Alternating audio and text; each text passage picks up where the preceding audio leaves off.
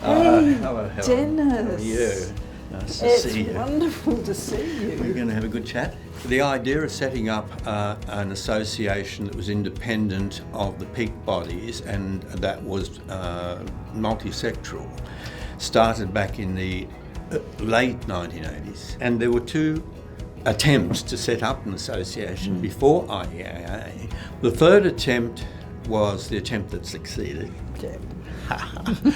And the trick was, I in consultation with a few other directors said, let's try an association that is multisectoral, but it's member-owned and member-driven. So the next step, of course, was to set up an interim board. My backyard garage in Camberwell. I remember rumours of that. No, well, it was a not fly-by-night, was you know what I mean, it was a very lean operation. Yeah. In fact, it was lean for 3 years. It was essentially, for those who were doing the admin side of it, a voluntary thing, as it was for the people who were sitting on the board. It was all money and time. Finally rang up Tony Adams, and I said, Tony, we need you as the president. Well, on Monday I got a call back from him saying, I think this is a really good idea and we should work it up. And that was in that kind of milieu we approached people such as yourself, in particular yourself. I was in public education to start off with the adult migrant education program. But I then went into private and went to work for Australian Centre for Languages. A lot of my colleagues that I'd worked with in the AMEP had gone into the public sector, were in the TAFEs and the universities. It was tough because they were fine, but the sector and the peak bodies didn't want to have anything to do with private. Private was competition, and they'll take things away from us.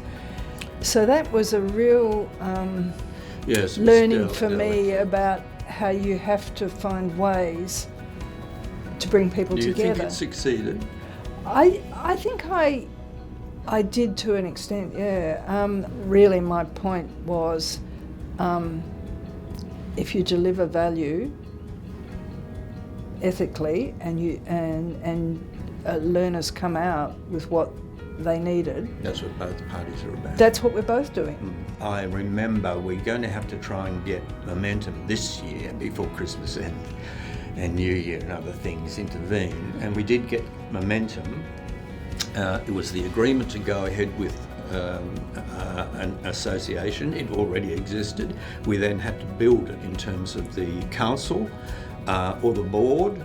So we wrote, you participated in the writing of the Constitution and the three main aims, which focused in particular on lifting the professional skills of members, but also giving, cautiously at this stage, announcing that the group was going to be advocating around policy and... We were gentle about that, weren't we? Because we didn't want the peak bodies coming in and saying that's our role.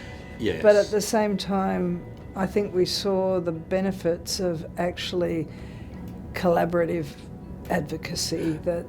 I think it was core to the initial understandings, not only to lift the profession, to support the membership, for being ethical, etc., etc. Now, that was the idea. Of course, between the idea and reality falls a shadow, but looking back now, I think it's been able to do far more and far better than I could have envisaged as one of the people at the start. I don't know. No, I'm very proud of where people have taken it. You should be. Grandson, yes, how about quite so. I think we need to grow up. Oh. Okay.